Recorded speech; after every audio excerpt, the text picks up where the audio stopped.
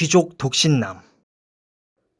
세인트 사이먼 경의 결혼과 그 기이한 파경이 상류사회에서 뜨거운 화제가 되었던 것도 벌써 한참 전의 일이다. 새로운 스캔들이 연달아 터지면서 남의 얘기 좋아하는 사람들은 4년 전의 사건은 잊어버리고 좀 더 자극적인 사건들에 시선을 돌렸다. 하지만 내게는 그 사건의 진상이 일반에게 완전히 공개되지 않았다고 믿을 만한 이유가 있고, 또 문제 해결에 상당한 역할을 한 사람이 내 친구 셜록 홈즈이기 때문에 그 기이한 사건에 대해 간단하게 정리해 두는 것도 좋을 거라고 생각된다. 내가 결혼을 몇 주 앞두고 아직 베이커가에서 홈즈와 하숙하고 있을 때였다. 탁자 위에 놓인 편지 한 통이 오후 산책을 나간 홈즈를 기다리고 있었다. 그때 나는 하루 종일 집에만 죽치고 있었는데 세찬 가을바람에 갑자기 굳은 비까지 내려서 아프가니스탄 전쟁 때 총상을 입은 다리가 욱신거렸기 때문이다. 나는 안락 의자에 앉아서 총탄이 박혔던 다리를 다른 의자 위에 올려놓고 종일 신문을 읽었다. 그리고 그날치 뉴스를 머릿속에 채워 넣은 다음 신문을 몽땅 옆으로 밀어놓고 나른하게 누워 탁자 위에 놓인 편지를 바라보았다. 편지 봉투에는 커다란 문장이 찍혀 있었다. 문득 내 친구에게 편지를 보낸 귀족이 누군지 궁금해졌다. 어느 귀족이 자네한테 편지를 보내왔군. 홈즈가 돌아오자 나는 말했다. 내 기억이 정확하다면 아침에 자네한테 온 편지는 생선 장수하고 승선 세관원한테 온 거였는데. 맞아. 나한테 오는 편지는 아주 다양한 사람들이 보낸 거라는 게 매력이지. 그는 빙긋이 웃으며 대답했다.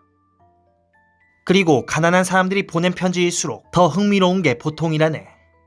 이 편지는 사교계에서 날아온 반갑지 않은 초대장인 것 같은데 죽도록 지루하거나 거짓말을 늘어놓는 사람이 보낸 것이겠지. 그는 겉봉을 뜯고 편지를 읽었다. 이런. 뜻밖의 재미있는 것이 될 수도 있겠어. 그럼 초대장이 아닌가? 응, 사건 의뢰가 분명해. 귀족한테 온 건 맞고 영국 최고 가문의 자제가 보낸 걸세. 허허, 이 사람아, 정말 축하하네. 여보게, 내가 잘난 척 하려는 게 아니야. 나한테 중요한 건 사건이 얼마나 재미있느냐지 고객의 지위 따위가 아닐세. 하지만 이번 일은 귀족이 의뢰한 거라도 재미가 없을 것 같지는 않군 그래. 자네 요즘 부쩍 신문을 열심히 읽는 것 같던데 안 그런가? 자네 말이 맞네. 나는 구석에 엄청난 신문 더미를 가리키며 구슬프게 말했다. 달리 할 일이 없으니까 말이야. 그거 잘 됐군. 자네한테 정보를 얻을 수 있겠어. 사실 나는 사건 기사하고 개인 광고란밖에 안 읽거든. 개인 광고란에서는 항상 배우는 게 많지. 하지만 자네는 요즘 신문을 그렇게 샅샅이 훑어보고 있으니 세인트 사이먼 경의 결혼에 대한 기사도 읽었겠지? 그럼 아주 흥미진진하다네. 그거 잘 됐군. 이 편지는 세인트 사이먼 경한테서 온 거라네. 자네한테 이 편지를 읽어줄 테니까 자네는 그 답례로 저 신문 더미에서 관련 기사를 전부 찾아주게. 자, 들어보게. 친애하는 셜록 홈즈 씨에게 백워터 경이 귀하의 분별과 판단력은 절대적으로 신용할 만하다며 추천해 주었소이다. 그래서 나는 귀하를 방문하여 나의 결혼과 관련된 고통스러운 사건에 관해 자문하고자 하오. 런던 경찰청의 레스트 레이드 씨가 이미 사건 수사에 나섰지만 귀하의 협조를 구하는 것에 대해 반대하지 않을 뿐더러 귀하가 사건 해결에 도움을 줄지도 모른다는 생각을 하고 있어. 오늘 오후 4시에 귀댁을 방문할 예정이니 그 시간에 다른 약속이 있다면 다른 때로 미루기 바라오. 이보다 중요한 일은 달리 없을 테니 말이오. 세인트 사이먼. 발신지는 그로브너 대저택, 글씨는 기펜으로 썼네. 그런데 불운하게도 고귀하신 분의 오른쪽 새끼손가락 바깥쪽에 잉크가 튀었구먼. 홈즈는 편지를 차곡차곡 접으며 말했다. 경은 4시에 오겠다고 했는데 지금 3시네 그려. 1시간 남았군. 자네가 도와주면 경이 오기 전까지 충분히 예비 지식을 쌓을 수 있을 거야. 자네는 그 신문 더미에서 관련 기사를 찾아 시간 순으로 정리해주게. 그동안 나는 우리 고객이 어떤 사람인지 좀 알아봐야겠네. 그는 벽난로 선반 옆에 꽂아놓은 참고 서적 중에서 붉은 표지의 책을 한 권 뽑아들었다. 여기 있군. 홈즈는 의자에 앉아 무릎 위에 책을 펼쳐놓으며 말했다. 로버트 윌싱엄 드 비어 세인트 사이먼경. 발모롤 공작의 차남. 문장은 청색. 검은 가로띠 위쪽에 군주에게 속해 있음을 뜻하는 세 개의 마름쇠가 있다. 1846년에 탄생. 현재 나이 41세. 혼기가 꽉 찼군. 전임 정부에서 식민 차관을 지낸 바 있다. 부친 되시는 발모롤 공작은 외무장관을 역임. 잉글랜드 왕실이었던 프렌테 전액 가문의 직계 자손이고 외가 쪽은 튜더 왕가의 혈통을 이어받았다. 쓸만한 내용은 전혀 없군 그래. 뭔가 구체적인 거 알아보려면 왓슨 자네 도움을 받을 수밖에 없겠어. 찾는 건 어렵지 않아. 다 최근에 일어난 일들인데다가 사건이 상당히 충격적이었거든. 자네한테 말해줄까 했지만 지금 조사 중인 사건이 있다는 거 알고 있었기 때문에 그만뒀지. 자네는 어떤 사건을 조사하고 있을 때 다른 일이 끼어드는 걸 싫어하지 않나? 그로브너 광장의 가구마차 사건 말인가? 그건 이제 완전히 해결됐다네. 물론 처음부터 결말은 뻔히 보였지만 말일세. 그럼 자네가 뽑은 신문 기사를 좀 보여주게. 여기 첫 번째 기사가 있네. 모닝포스트에 인사란에 실린 건데 몇 주 전 기사란에. 다음 내용이 전부야. 일부 소식통에 따르면 발모롤 공작의 차남 로버트 세인트 사이먼 경과 미국 캘리포니아주 샌프란시스코의 엘로이시우스 도런 씨의 무남 동료 해티 도런 양이 금명간 결혼할 것이라고 한다. 간단 명료하군. 홈즈는 길고 여윈 다리를 난로 앞으로 뻗으며 촌평했다. 같은 주에 어느 사극의 신문에 훨씬 자세한 해설 기사가 실렸다네. 여기 있군. 조만간 결혼시장에서 보호무역제도의 필요성이 대두될 전망이다. 자국 상품에 지극히 불리하기 때문이다. 대영 제국 귀족 가문의 안주인 자리는 대서양을 건너온 아름다운 사촌들에게 차례차례 넘어가고 있다. 지난주 이 매력적인 침입자들은 또 하나의 중요한 전승을 올렸다. 지난 20년간 용케도 큐피트의 화살을 피해왔던 세인트 사이먼 경이 캘리포니아 갑부의 매력적인 딸 해티 도런 양과의 결혼 계획을 정식으로 발표한 것이다. 웨스트베리 하우스 축제에서 우아한 자태와 눈부신 용모로 시선을 끌었던 도런 양은 무남 동료로서 장래에 받게 될 유산은 차치하고도 지참금만 해도 60만 파운드가 훨씬 넘을 거라고 한다. 발모롤 공작이 지난 몇 년 사이에 소장하고 있던 그림까지 팔아야 했던 것은 공공연한 비밀이고, 또한 세인트 사이먼 경도 버치 무어에 있는 작은 영지를 빼면 자기 소유의 재산이 없다는 것을 감안할 때 양가의 결합에서 이득을 보는 쪽이 공화국의 숙녀에서 대영 제국의 귀부인으로 신분 상승하는 캘리포니아 상속녀만은 아닐 것임에 분명하다. 다른 건 없나? 홈즈는 하품을 하며 물었다. 있어. 아주 많다네. 모닝포스트는 세인트 사이먼 경의 결혼식이 하노버 광장의 세인트 조지 성당에서 아주 조용하게 치러질 예정이라는 기사를 실었지. 하객으로는 대여섯 명에 가까운 친지들만 초대될 예정이고, 그리고 엘로이시우스 도런 씨가 빌린 랭커스터 게이트의 가구 딸린 셋집에서 파티가 열릴 거라고 했네. 그리고 이틀 뒤, 그건 지난 수요일이었는데 결혼식이 거행되었고, 신혼부부는 피터 스필드 근처에 있는 백워터경의 영지로 신혼여행을 갈 예정이라는 짤막한 기사가 났지. 신부가 자취를 감추기 전에 나온 기사는 이게 전부일세. 잠깐, 뭐하기 전이라고? 홈즈는 깜짝 놀라서 물었다. 신부가 사라지기 전. 대체 그런 일이 언제 있었던 거지? 결혼 축하 조찬 때. 그렇군. 이 건은 예상외로 아주 흥미로운 사건인 것 같네. 대단히 극적이고 말이야. 그래, 처음엔 나도 기사를 읽고 반신반의했네. 신부들이 혼례를 치르기 전에 자취를 감추는 일은 종종 있지. 신혼여행을 갔다가 사라지는 일도 이따금씩 있고 말이야. 하지만 신부가 결혼식을 하자마자 이렇게 빨리 없어진 일은 처음인 것 같네. 대체 어떻게 된 건지 자세히 좀 설명해주게. 미리 말해두지만 사건 경위가 완전히 밝혀지지는 않았다네. 모자라는 내용은 우리가 보충하면 되겠군. 그럼 어제 날짜 조간신문에 실린 사건 기사를 읽어주지. 제목은 어느 귀족의 결혼식에서 발생한 괴사건이라네.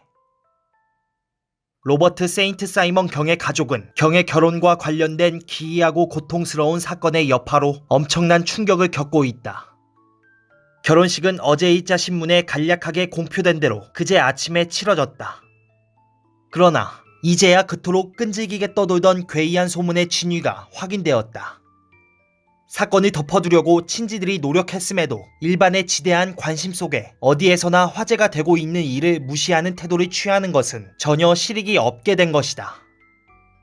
결혼식은 하노버 광장의 세인트 조지 성당에서 거행되었고 하객으로는 신부의 부친 되시는 엘로이시우스 도런 씨, 발모럴 공작 부인, 백 워터경, 신랑의 동생인 유스터스 경과 클라라 세인트 사이먼 양, 엘리셔 휘팅턴 양이 참석했다. 하객들은 결혼식이 끝난 뒤 조찬이 준비되어 있는 랭거스터 게이트의 엘로이시우스 도런 씨의 집으로 향했다. 그런데 신혼 미상의 한 여인이 잠시 불미스러운 소동을 벌였는데 그 여인은 자신이 세인트 사이먼 경의 약혼자라고 주장하며 일행의 뒤를 쫓아 기세등등하게 집 안으로 쳐들어가려고 했다. 여인은 한참 동안 소란을 피우다가 집사와 하인에게 떠밀려 쫓겨났다. 다행히 신부는 이 불쾌한 소동이 있기 전에 집 안으로 들어갔는데 하객들과 함께 조찬 석상에 앉았다가 갑자기 몸이 불편하다고 호소하며 자신의 방으로 올라갔다. 오랫동안 비어있는 신부의 자리에 하객들의 이목이 쏠리자 신부의 아버지가 따님을 찾으러 갔지만 신부가 방에 올라왔다가 얼스터 외투에 모자를 쓰고 서둘러 밖으로 나갔다는 하녀의 이야기만 들었을 뿐이다. 하인 하나는 그런 복장을 한 여성이 집을 나가는 것을 보았으나 신부는 하객들과 함께 조찬을 들고 있으리라고 생각했으므로 그 여성이 설마 신부일 거라고 생각하지는 못했다고 단언했다. 딸이 사라졌다는 사실을 확인한 엘로이시우스 도런 씨는 신랑과 함께 즉각 경찰서에 사실을 통보했고 지금 대대적인 조사가 이루어지고 있으므로 이 괴이한 사건은 조속히 해결될 것으로 전망된다. 그러나 지난밤 늦게까지 사라진 신부의 행방에 대해서는 아무것도 밝혀지지 않았다. 한간에는 신부가 살해됐다는 소문도 떠돌고 있는데 경찰은 앞서 소동을 일으켰던 여성이 질투심이나 기타의 동기로 신부의 기이한 실종에 관계했을지도 모른다고 추측하고 그 여성을 체포했다고 한다. 이게 전부인가? 다른 조간신문에 좀 다른 얘기가 있는데 하지만 그건 추측 기사일세. 그게 뭔데? 소동을 일으켰던 플로라 밀러라는 여성이 정말 체포되었다는 거지. 그녀는 알레그로의 전직 무용수인데 신랑과 오랫동안 알고 지냈다고 하더군. 더 이상 밝혀진 내용은 없네. 신문에 보도된 내용은 이게 전부일세. 참으로 흥미로운 사건인 것 같군. 나는 세상을 다 준다고 해도 이 사건과 바꾸지 않을 걸세. 그런데 왓슨, 초인종 소리가 들리네 그려. 4시가 좀 넘은 걸 보니 지금 오신 분은 귀족 의뢰인임에 틀림없어. 여보게, 자네 갈 생각일랑 아예 하지 말게. 내 기억력이 녹슬려면 아직 멀었지만 그래도 증인이 옆에 있는 편이 훨씬 좋으니까 말이야. 로버트 세인트 사이먼 경이십니다. 사환이 방문을 열면서 소리쳤다. 한 신사가 방 안으로 들어왔다. 그는 희고 세련된 얼굴, 날선 콧날, 침착하고 흔들림 없는 시선을 하고 있었다. 그러나 입가에는 어떤 노여움 같은 것이 어려있고 날 때부터 명령하고 지배하는 것에 익숙해진 사람의 태도가 느껴졌다. 동작은 활발했지만 등이 약간 구분되다가 걸을 때마다 무릎이 조금씩 구부러지는 탓에 전체적으로 겉늙은 인상을 주었다. 챙끝이 말려 올라간 모자를 벗고 품위있게 인사를 할 때 보니 머리카락도 희끗거렸고 정수리 부분은 머리숱이 드문드문했다. 의상에 관해서도 높은 칼라의 검정색 프로코트, 흰 조끼, 노란 장갑, 에나멜 가죽 구두와 옅은 색깔의 각반을 세심하게 조화시킨 품이 멋쟁이로 손색 없었다.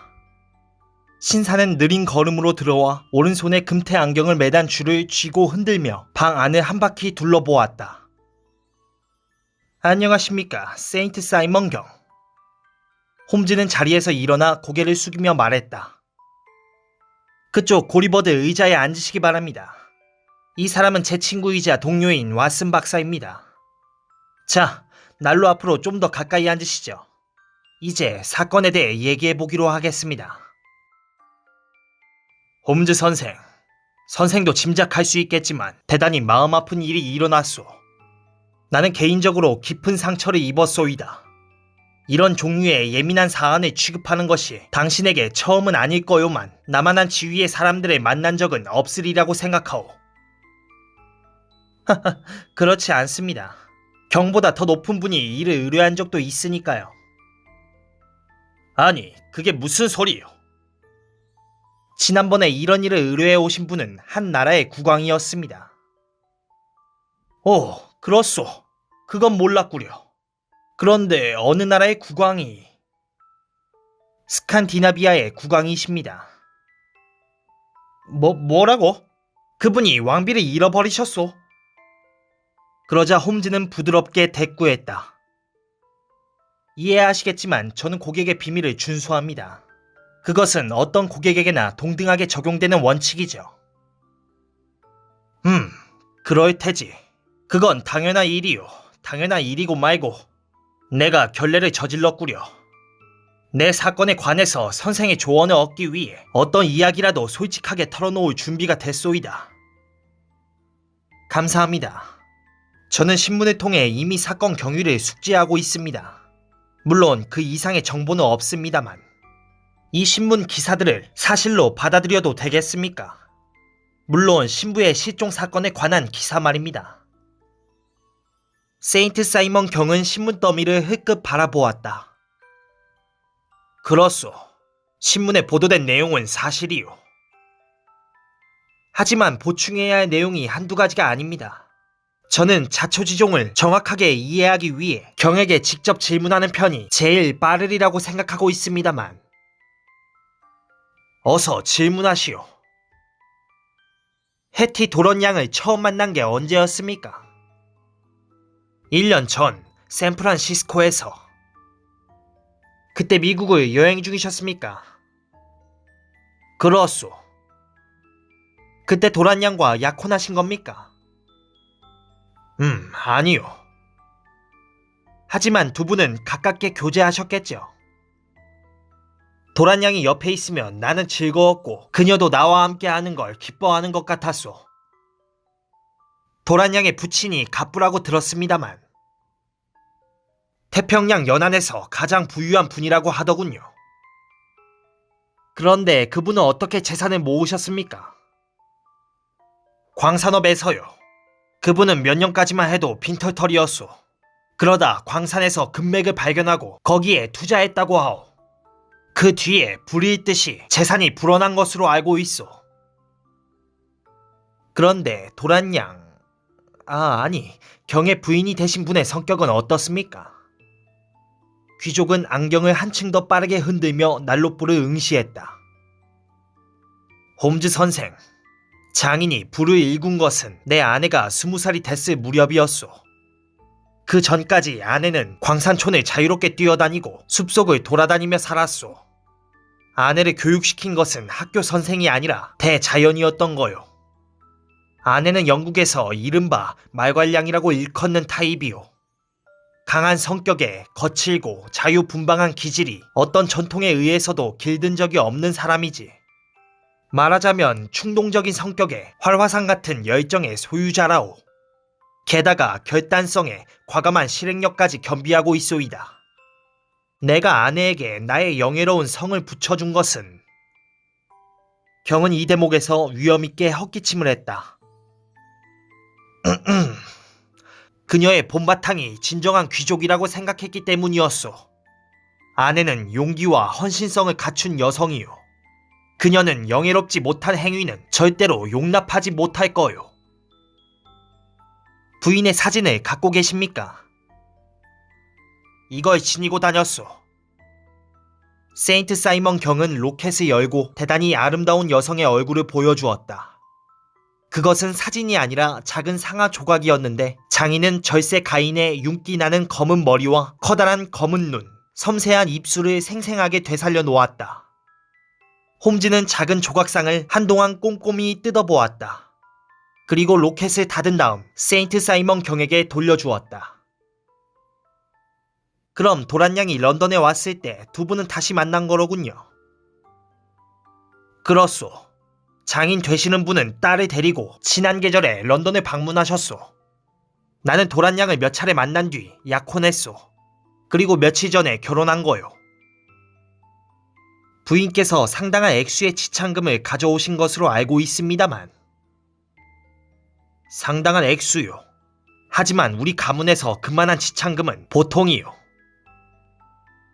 물론 혼인을 한 것은 기정사실이기 때문에 지참금은 경의 소유가 되는 것이죠.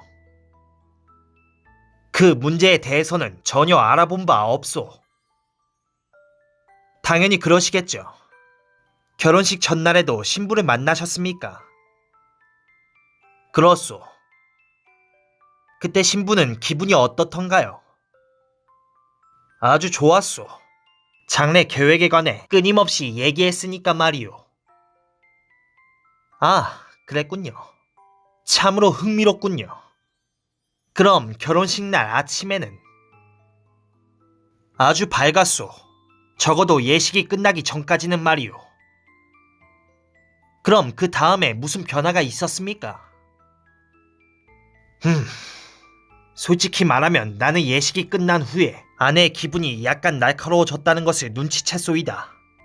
하지만 그때 있었던 일은 언급할 가치도 없을 만큼 사소한 것인데다가 이 사건에 무슨 영향을 미쳤을 거라고 볼 수도 없소. 그래도 말씀해 주시기 바랍니다. 참. 그런 것까지 미주알 고주알 얘기해야 하다니. 아내는 식이 끝나고 성당 입구로 나가다가 부케를 떨어뜨렸소. 그때 평신도석 앞줄을 지나고 있었는데 그 안에 부케를 떨어뜨린 거요. 그래서 우리는 잠깐 지체했지만 그 안에 있던 신사가 도로 집어주었소이다. 그건 대단치 않은 일 같았소.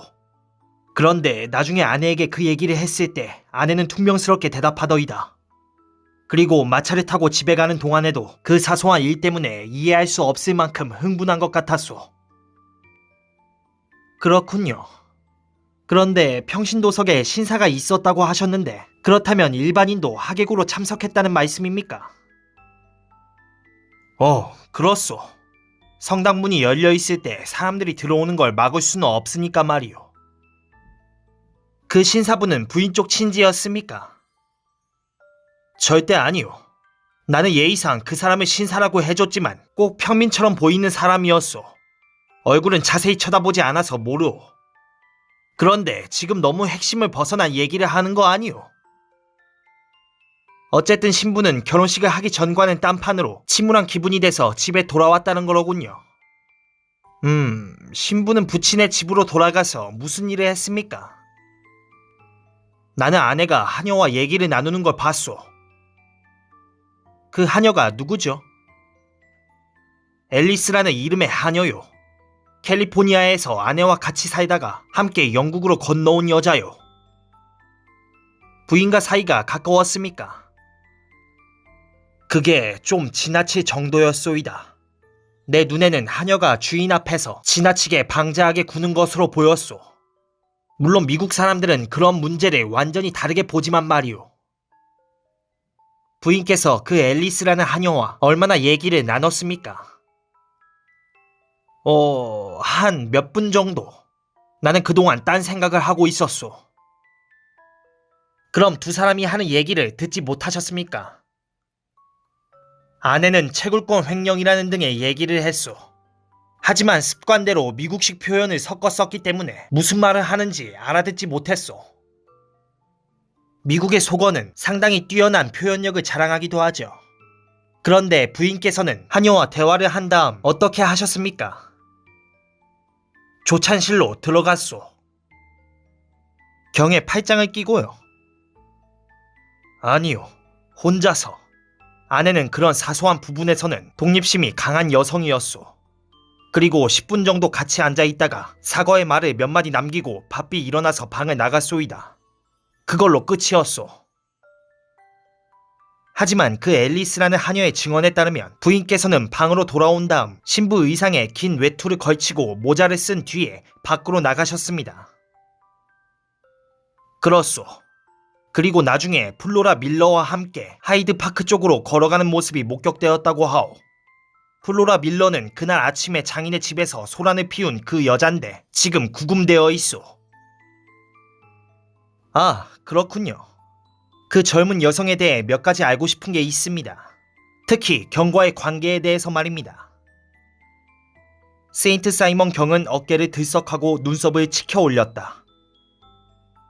우린 지난 몇 년간 친하게 지냈소. 사실은 대단히 친밀한 사이였다고 할 수 있소이다. 그 여자는 알레그로에 있었는데 내가 나쁘게 대하지 않았으니 나한테 불만을 가질 까닭이 없었소. 하지만 홈즈 선생도 여자들이 어떤지 알 거요. 플로라는 사랑스러운 여자였지만 신경질적인 데다가 나한테 지나치게 집착했소이다. 내가 결혼할 거라는 소문을 듣고 협박 편지를 보내오기도 했소. 솔직히 말해서 내가 그렇게 조용하게 결혼식을 치른 것은 성당에서 불미스러운 일이 있을까봐 우려했기 때문이기도 했소이다. 그 여자는 우리가 도란 씨의 집에 도착한 뒤에 거기로 와서 몹시 모욕적인 언사를 퍼부으며 억지로 집에 들어오려고 했소. 그 여자는 심지어 아내를 가만히 두지 않겠다는 말까지 했소이다.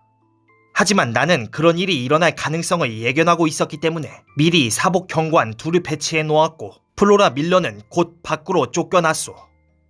밀러는 소란을 피워봤자 소용없다는 걸 깨닫고 곧 조용해졌소. 부인께서 그 과정을 지켜보셨습니까? 아니요. 다행히도 아내는 보지 못했소. 그런데 부인께서 나중에 그 여성과 함께 걷고 있는 것이 목격된 겁니까?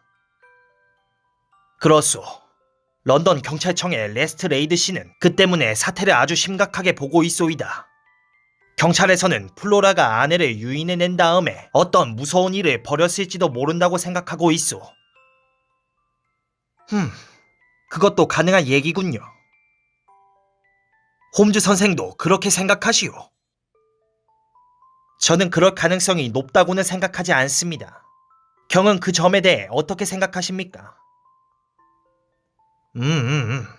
플로라는 파리 한 마리 못 죽일 여자요. 하지만 질투는 사람의 성격을 이상하게 뒤틀어버리기도 하죠. 경은 이번 일이 어떻게 된 거라고 보십니까? 나는 선생의 의견을 들으러 왔지 내 의견을 발표하러 온 게 아니요. 나는 사실을 있는 그대로 다 털어놓았소. 하지만 굳이 내 의견을 듣고 싶다면 말하겠소. 나는 아내가 이번 결혼을 통해 자신이 엄청난 신분 상승을 하게 됐다는 사실을 의식하고 흥분한 나머지 정신적으로 문제를 일으킨 게 아닐까 하고 생각하오. 간단하게 말하면 부인께서 갑자기 미쳤다는 겁니까? 그것 말고는 아내가 등을 돌린 걸 설명할 도리가 없소이다. 나한테 등을 돌린 걸 말하는 게 아니라 수많은 사람들이 그토록 동경하는 수많은 것들을 버린 것에 대해 말하는 거요. 그것도 생각해 볼 수 있는 가설이군요. 홈즈는 빙그레 웃으며 말했다. 세인트 사이먼 경, 이제 필요한 얘기는 거의 다 들은 것 같습니다. 한 가지만 더 질문하겠습니다. 부인과 경은 조찬 석상에서 창밖이 내다보이는 자리에 앉아 계셨습니까? 우리가 있는 곳에서 길 건너편과 공원이 바라다 보였소. 그랬군요. 그럼 이제 더 이상 경을 붙들어둘 필요는 없는 것 같습니다. 나중에 연락드리도록 하죠. 혹시 행운의 여신의 도움으로 선생이 이 문제를 해결한다면? 고객은 자리에서 일어서며 말했다. 저는 문제를 해결했습니다. 아니, 그게 무슨 말이요? 문제를 풀었다는 것입니다. 그럼 내 아내는 어디 있소?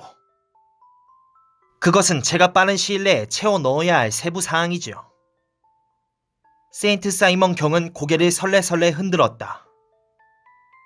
내 생각에는 당신이나 나보다 더 뛰어난 두뇌가 필요할 것 같소이다. 그는 이렇게 말한 다음 근엄한 태도로 인사를 하고 방을 나갔다. 하하하하. 세인트 사이먼 경이 내 머리를 자신의 머리와 같은 등급에 놓았으니 나로서는 큰 영광을 입은 셈일세. 셜록 홈즈는 껄껄 웃으며 말했다. 나는 이 대화를 마친 다음에 시가를 피우며 위스키를 한 잔 하려고 했네. 사실 경을 만나기 전부터 이 사건에 대해 결론을 내리고 있었네. 여보게, 홈즈. 나에게는 이와 비슷한 몇 가지 사건에 대한 기록이 있어. 물론 아까 말했던 것처럼 이번처럼 신부가 신속하게 몸을 감춘 사례는 없었지만 말일세. 내 모든 조사들이 추측을 확신으로 바꿔주고 있어. 정황 증거란 송어가 우유에 빠져있는 걸 보았을 때처럼 아주 설득력 있어 보일 때가 있지. 헨리 소로의 말을 빌려 쓰자면 말이야. 하지만 나는 자네와 똑같이 앉아서 경의 얘기를 들었는데. 그렇지만 자네에게는 앞서 일어난 사건에 대해 지식이 없네. 그런데 그런 지식은 썩 쓸모가 있거든.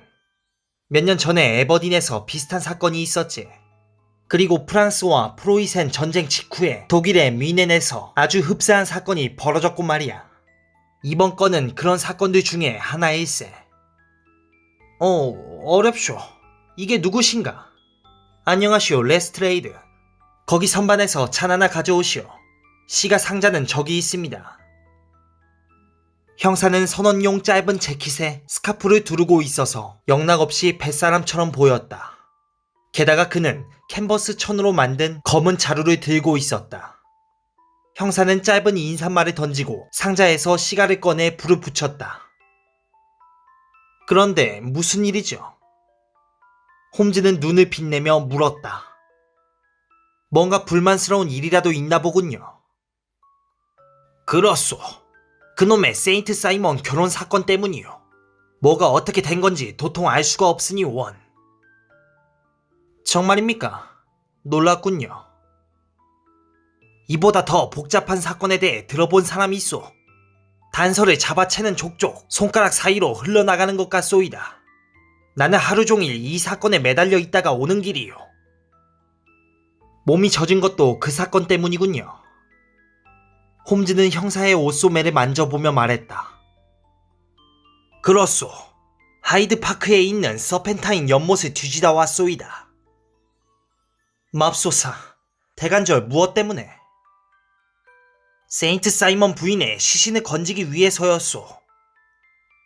셜록 홈즈는 의자에 몸을 묻고 큰 소리로 웃음을 터뜨렸다. 트라팔가 광장의 분수대 바닥은 어떻게 하고요? 그는 물었다. 뭐라고? 대체 그게 무슨 말이요?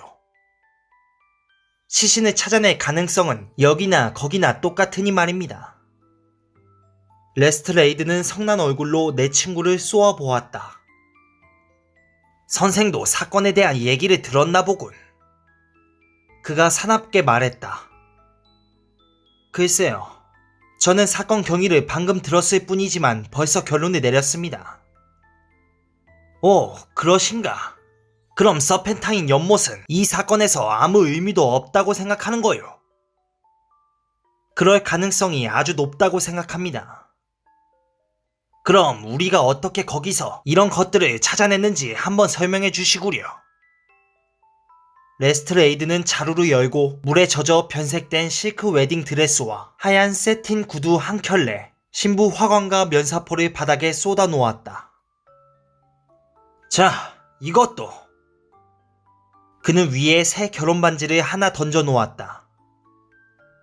똑똑한 홈즈 선생, 대간절 이게 어찌된 노릇인지 한번 말 좀 해보시오. 그렇군요. 내 친구는 담배 연기로 푸른 고리를 만들며 말했다. 이걸 다 서펜타인 연못에서 끌어냈습니까? 아니요. 그건 공원 관리인이 연못가에 떠있는 걸 건져낸 거요. 확인해보니 실종된 신부의 의상이었소.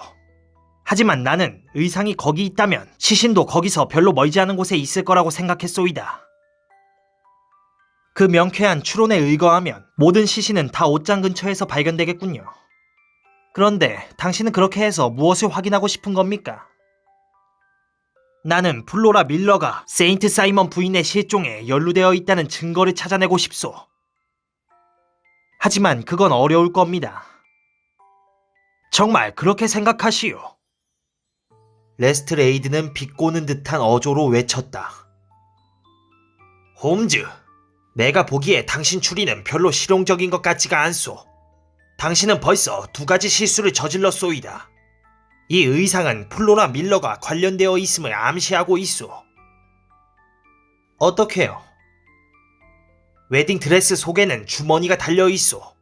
주머니에 명함꽂이가 들어있었는데 그 속에 쪽지가 하나 끼어있었소. 자, 이게 바로 그거요. 레스트레이드는 쪽지를 탁자에 철썩 내려놓았다. 잘 읽어보시오. 모든 준비를 마친 후에 가겠음. 곧 나오기를. FHM. 자, 그동안 내가 줄기차게 주장해온 것은 플로라 밀러가 세인트 사이먼 부인을 꿰어냈다는 거요. 물론 틀림없는 공범들이 있을 거외다. 자, 이 쪽지에는 플로라 밀러의 머리 글자가 적혀 있소. 밀러는 틀림없이 문간에서 이걸 신부의 손에 슬쩍 쥐어 주었을 게 분명하오. 신부는 이걸 보고 밖으로 나간 거지. 오, 레스트레이드, 아주 좋군요. 홈즈는 껄껄 웃으며 말했다. 정말 잘했어요. 어디 한번 봅시다.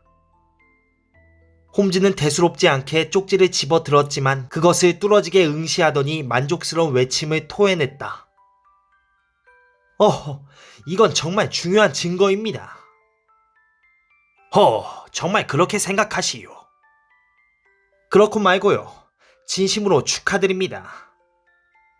레스트레이드는 의기양양하게 일어나서 홈즈가 들고 있는 쪽지를 들여다보았다. 그가 외쳤다. 아니, 당신 반대쪽을 보고 있구려. 아닙니다. 이쪽이 맞습니다. 그쪽이 맞다고? 당신 미쳤구먼. 연필로 쓴 메모가 바로 그거요. 그런데 이쪽에 있는 건 어느 호텔의 계산서 일부 같군요. 내가 흥미를 느끼는 건 바로 이 부분입니다. 그건 나도 보았지만 별거 아니었소. 레스트레이드가 말했다. 10월 4일 객실 이용료 8실링, 조식 2실링 6펜스, 칵테일 1실링, 중식 2실링 6펜스, 쉐리주 한 잔 8펜스. 이게 전부잖소. 그렇습니다. 그래도 대단히 중요합니다. 메모에 관해서 말하자면 그것도 중요합니다. 적어도 머리 글자는 그렇죠. 그러니 다시 한번 축하드려야겠군요. 시간 낭비는 그만하고 가봐야겠군. 레스트레이드는 일어서며 말했다. 나는 성실한 노력의 가치를 믿는 사람이지 난로가에 앉아서 머리를 굴리며 멋진 이론이나 짜내는 사람은 아니요. 홈즈 선생, 안녕히 계시오. 누가 문제를 해결하는지 어디 두고 봅시다. 그는 옷가지를 챙겨서 다시 자루 속에 집어넣고 문으로 향했다.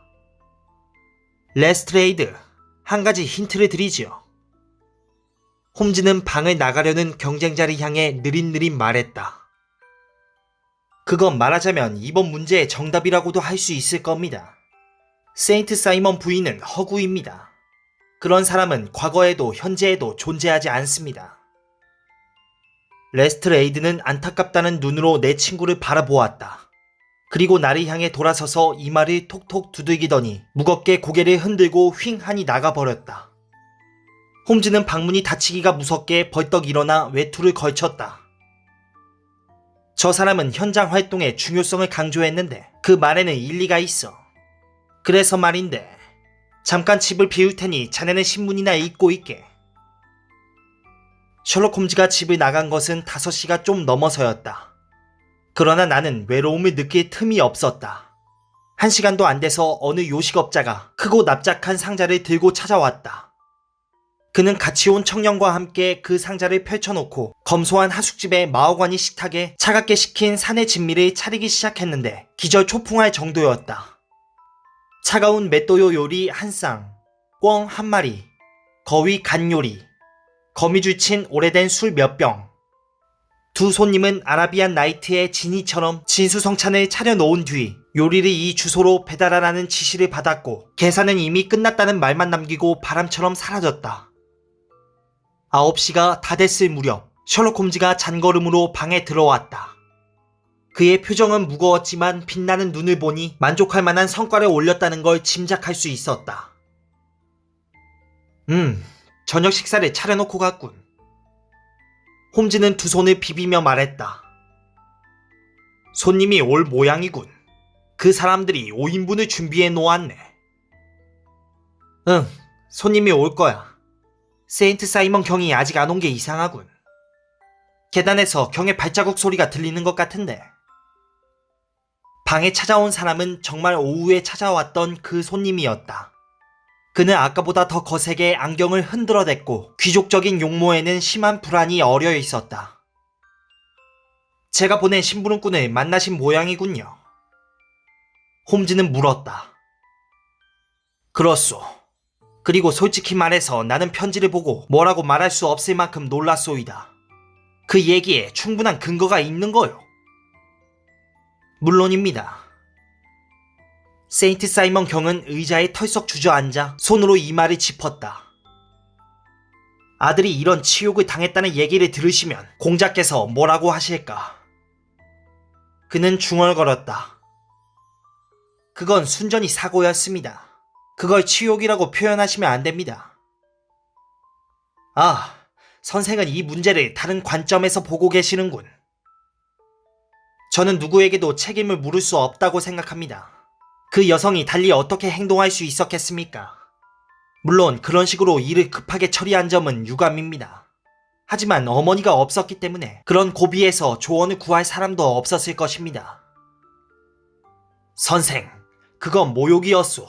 공개적인 모욕 말이오. 세인트 사이먼 경은 손끝으로 탁자를 두들기며 말했다. 경께서는 그 가엾은 여성이 너무도 난처한 지경에 몰렸다는 점을 참작하셔야 합니다. 그럴 생각 없소. 난 지금 정말 화가 났소. 나는 아주 수치스러운 대접을 받은 거요. 초인종 소리가 난 것 같군요. 홈즈가 말했다. 그렇군요. 계단에 올라오는 소리가 납니다. 세인트 사이먼 경, 제가 경에게 이번 일에 대해서 너그럽게 생각해 주십사 하고 아무리 말씀드려도 소용없었습니다. 그러니 좀 더 설득력 있는 변호인을 모시기로 하겠습니다. 그는 방문을 열고 한 숙녀와 신사를 맞아들였다. 세인트 사이먼 경, 프랜시스 헤이 몰턴 부부를 소개해 올리겠습니다. 부인과는 구면이실 겁니다. 새로 들어온 두 손님을 보고 세인트 사이먼 경은 용수철처럼 튀어 일어났다. 그리고 두 눈을 내리깔고 손을 프로코트 가슴에 찌른 채 꼿꼿이 서 있었다.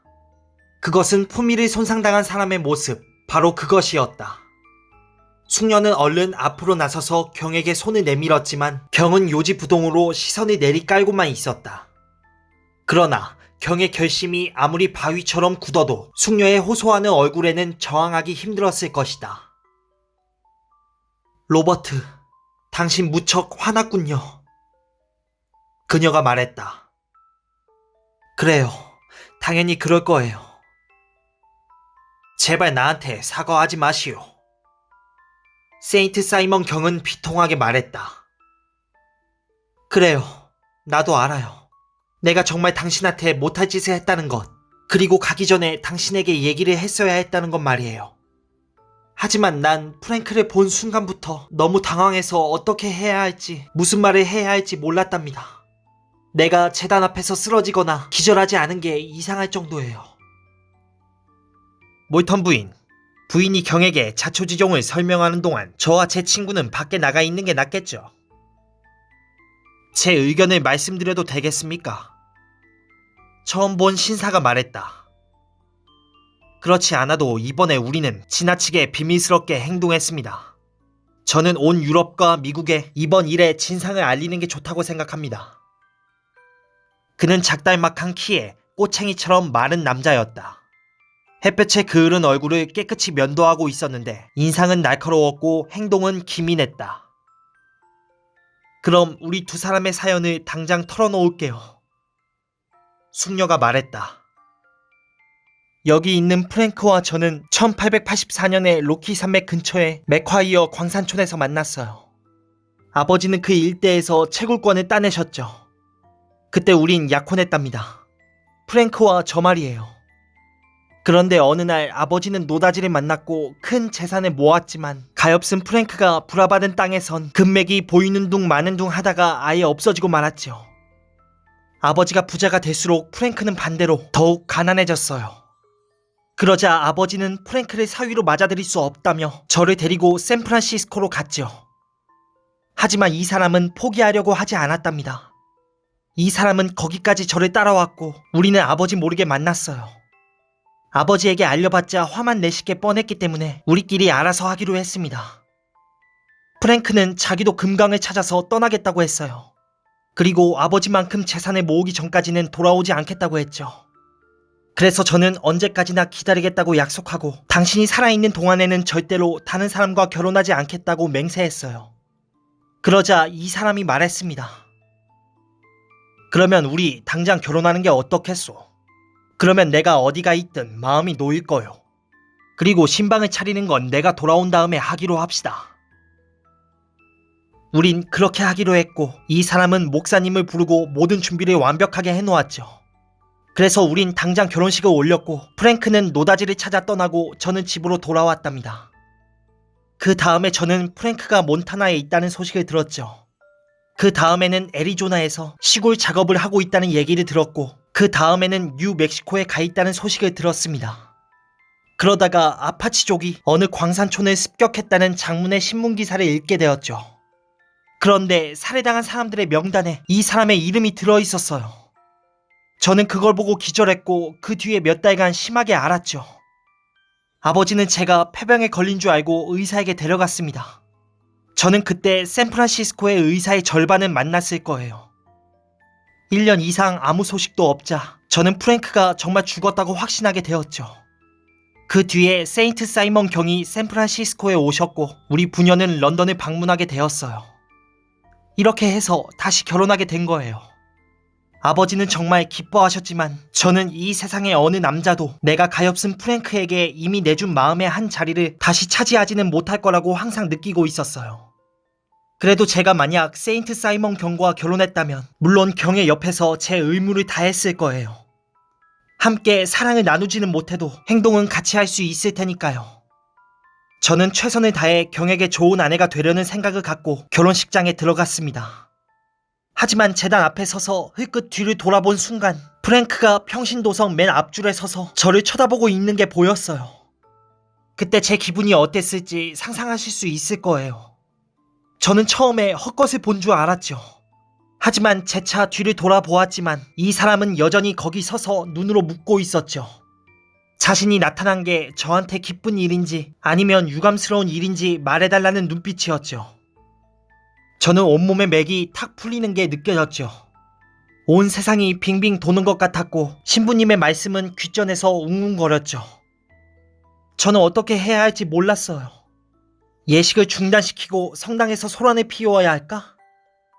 저는 다시 이 사람이 있는 쪽을 쳐다보았죠. 그러자 이 사람은 제 생각을 알아낸 것처럼 가만히 있으라는 듯 손가락을 입술에 갖다 댔죠. 그러더니 종이에 뭔가를 쓰는 게 보였어요. 저는 그게 저한테 보내는 메모라는 거 알았죠. 그래서 성당 밖으로 나가는 길에 평신도석 앞을 지날 때 이 사람 앞으로 부케를 떨어뜨렸고 이 사람은 꽃다발을 집어주면서 제 손에 쪽지를 슬쩍 쥐어주었습니다. 메모는 단 한 줄이었어요. 신호를 하면 나오라는 거였죠. 물론 저는 제 의무가 누구한테 있는지 잘 알고 있었습니다. 저는 프랭크가 하자는 대로 하겠다고 결심하고 있었죠. 집에 돌아가자 저는 하녀를 불렀어요. 그 애는 캘리포니아에 있을 때부터 이 사람을 알고 있었고 항상 이 사람 편이었죠. 저는 그 애에게 아무 말 말고 소지품을 몇 가지 챙겨놓고 외투를 준비해 놓으라고 일렀죠. 저는 세인트 사이먼 경에게 상황을 설명해야 한다고 생각했지만 이분의 어머니랑 그 높은 사람들 앞에서 얘기한다는 게 너무도 두려웠어요. 식탁에 앉은 지 10분도 안 돼서 프랭크가 창밖에 나타났습니다. 이 사람은 길 건너편에서 나에게 손짓하며 하이드 파크를 향해 걷기 시작했죠. 저는 자리에서 빠져나와 옷을 걸치고 이 사람 뒤를 쫓아갔어요. 그런데 어떤 여자가 다가와서 세인트 사이먼 경에 대해 무슨 얘기를 하더군요. 언뜻 듣기에는 경에게도 혼전의 비밀이 있는 것 같았어요. 어쨌든 저는 간신히 그 여자의 손을 뿌리치고 프랭크를 따라잡았죠. 우린 마차를 잡아타고 이 사람이 고든스퀘어에 잡아놓은 숙소로 향했어요. 그리고 우리는 그 오랜 기다림의 세월 끝에 진짜 부부가 되었죠. 알고 보니 프랭크는 아파치 조객의 포로로 잡혔다가 탈출해서 샌프란시스코로 갔다고 해요. 그리고 거기서 제가 자기가 죽은 줄 알고 영국으로 건너갔다는 얘기를 듣고 여기까지 따라온 거예요. 그래서 우리는 저의 두 번째 결혼식 날 아침에 마침내 만나게 된 거죠.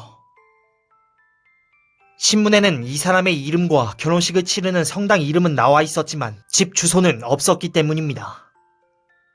미국인이 설명했다. 그리고 우린 어떻게 할 건지에 대해 얘기를 나눴어요.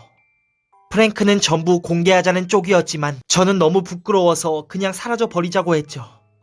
다시는 그쪽 사람들을 만나지 않고 아버지에게는 편지를 보내서 제가 살아있다는 거 알리면 된다고 생각했습니다. 그 모든 귀족과 귀부인들이 조찬 탁자에 둘러앉아서 제가 돌아오기만을 기다리고 있다고 생각하니 너무도 끔찍했죠. 그래서 프랭크는 사람들이 제가 있는 곳을 알아내지 못하도록 결혼 의상이랑 소품을 뭉쳐서 아무도 찾아낼 수 없는 곳에 갖다 버렸어요. 사실 우리는 내일 파리로 떠나려고 했답니다. 그런데 여기 계신 훌륭한 신사분, 홈즈 선생께서 저녁 때 우리를 찾아오셨죠. 물론 이분이 우리가 있는 곳을 어떻게 알아내는지는 잘 모릅니다. 어쨌든 홈즈 선생님은 제 생각이 틀렸고 프랭크의 생각이 옳다는 것, 그리고 우리가 계속 비밀스럽게 행동하는 건 큰 잘못이라는 걸 친절하게 알려주셨죠. 그러면서 세인트 사이먼 경과 얘기할 수 있는 자리를 만들어 주겠다고 하셔서 얼른 이곳으로 달려온 거예요. 로버트, 이제 내 얘기는 끝났어요. 내가 당신에게 고통을 주었다면 진심으로 사과할게요. 부디 나를 아주 형편없는 여자로 생각하지 말아주세요. 세인트 사이먼 경은 숙녀가 이렇게 긴 얘기를 하는 동안 경직된 태도를 풀지는 않았지만 눈살을 찌푸리고 입을 꽉 다문 채 듣기는 했다. 그가 말했다. 나는 이만 실례하겠소. 하지만 그렇게 사적인 문제를 이렇게 공개적으로 토론하는 게 습관이 되지 않아서. 그럼 저를 용서하지 않는 거로군요. 가기 전에 악수라도 해주지 않을 건가요? 알았소. 당신이 원하는 바가 그거라면. 경은 프로코트에서 손을 빼고 냉담한 태도로 숙녀가 내민 손을 잡았다. 화해의 의미로 함께 식사라도 하는 게 어떨까요? 홈즈가 제안했다. 그건 내게 좀 지나친 요구인 것 같소이다. 귀족이 대꾸했다. 나는 이 사태를 받아들이지 않을 수 없게 됐소. 하지만 당신들과 같이 웃고 떠들면서 그 얘기를 할 수는 없소이다. 이제 가봐야겠소. 그럼 모두들 안녕히 계시오. 그는 우리 모두를 향해 비스듬히 고개를 숙여 보이고 방을 나갔다. 그럼 적어도 두 분은 저희들과 함께하는 식사를 하는 영광을 베풀어 주시겠죠? 셜록 홈즈는 말했다. 몰턴 씨, 미국인을 만나는 건 제게 항상 기쁜 일입니다. 왜냐하면 저는 옛날 옛적에 살았던 한 국왕의 어리석음이나 한 장관의 실수로 인해 우리의 자녀들이 언젠가 유니언 잭과 성조기를 합친 깃발 아래 하나의 세계 국가 시민으로 뭉치지 못할 까닭이 없다고 생각하기 때문입니다. 이번 사건은 흥미로운 것이었네. 손님들이 가고 난 다음 홈즈가 말했다. 처음에는 거의 불가해한 것처럼 보였던 사건이라도 아주 간단하게 설명될 수 있다는 게 명확하게 증명됐으니 말이세. 몰턴 부인이 진술한 사건의 전후 과정은 더할 나위 없이 자연스러웠지만 런던 경찰청의 레스트 레이드 씨가 이야기한 대로라면 정말 이상했을 거야. 그럼 자네 생각이 틀렸던 건 전혀 아니로군. 처음부터 두 가지 사실은 명확했네. 하나는 신부가 자발적으로 결혼식을 올리려고 했다는 점이고 다른 하나는 결혼식이 끝난 지 몇 분도 안 돼서 그걸 후회했다는 점이지. 그렇다면 그날 아침에 무슨 일인가 생겨서 심경의 변화를 일으킨 것임에 틀림없었네. 과연 그게 무엇이었을까? 신부는 신랑 쪽 하객들에게 둘러싸여 있었기 때문에 밖에서 누구와 얘기를 나눌 수 있는 형편이 아니었네. 그럼 누군가를 본 것일까? 만약 그렇다면 그 사람은 틀림없이 미국인이었을 걸세. 왜냐하면 신부는 이 나라에 체류한 기간이 짧기 때문에 얼굴을 한번 보는 것만으로 모든 계획을 순식간에 바꿀 만큼 누군가와 깊은 관계를 맺는다는 건 불가능하거든. 그래서 그렇게 배제하다 보니 신부가 본 사람이 미국인이었을 거라는 결론에 도달하게 된 걸세. 그러면 이 미국인이 누구고 어떻게 그런 엄청난 영향력을 신부에게 행사할 수 있었을까? 그것은 그가 연인이거나 남편이기 때문이지. 나는 신부가 처녀 시절을 거친 세계에서 남다르게 보냈다는 걸 알고 있었네. 내가 세인트 사이먼 경을 만나기 전에 알고 있었던 것은 여기까지였네. 경은 우리에게 평신도석에 앉아있던 남자 얘기, 신부의 태도가 갑자기 바뀐 것, 그리고 메모를 주고받기 위해 흔히 쓰는 수법으로 부케를 떨어뜨린 일, 또 신부가 가깝게 지내던 하녀에게 달려간 일 등을 말해주었네. 신부가 채굴권 횡령을 언급한 것은 아주 의미심장한 것이었지. 그것은 광부들이 쓰는 말인데 임자가 있는 땅을 제3자가 빼앗는 걸 의미하거든. 상황은 명약 관화해졌어. 신부는 다른 남자와 함께 떠났고 그 남자는 애인이거나 전 남편이었어. 물론 후자의 가능성이 컸지만 말일세. 그런데 대간절 자네는 두 사람을 어떻게 찾아냈지? 그건 좀 어려울 뻔했지만 레스트레이드 동지가 정보를 갖고 나타났네. 그는 자신이 쥐고 있는 정보가 얼마나 가치 있는 건지 모르고 있었지. 물론 그 머리 글자도 대단히 중요한 것이었지만 그보다 더 중요한 건 문제의 인물이 일주일 내에 런던의 최고급 호텔에서 숙박비를 계산했다는 걸 알게 된 점이었네. 그게 최고급 호텔이었다는 건 어떻게 추리해냈지? 그 엄청난 계산서를 보고 알았지. 방 하나에 8실링, 쉐리주 한 잔에 8펜스는 이만저만 비싼 호텔이 아니라는 걸 말해주지.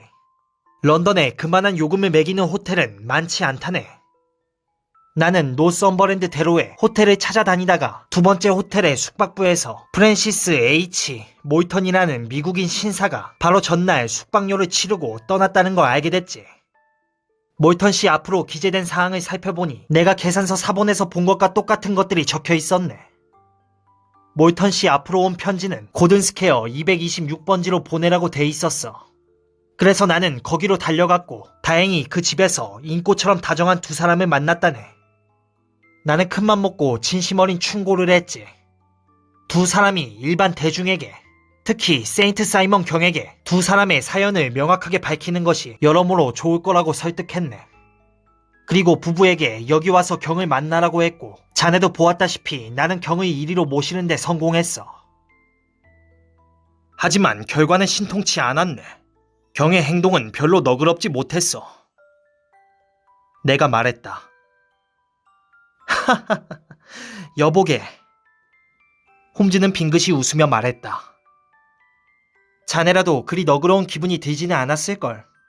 힘들여서 구해야 하고 결혼식까지 마쳤는데 순식간에 아내와 재산을 빼앗긴 꼴이 되지 않았는가. 나는 우리가 세인트 사이먼 경에 대해 좀 더 관대한 평가를 해도 좋을 거라고 생각하네. 그리고 우리 같은 사람이야 그런 일을 당할 염려가 없을 테니 하늘에 감사드려야겠지. 자네 의자를 좀 더 이쪽으로 끌어당기고 그 바이올린 좀 집어주게. 우리에게 아직도 미해결로 남아있는 문제는 이 쓸쓸한 가을 저녁을 어떻게 보내느냐가 아닌가.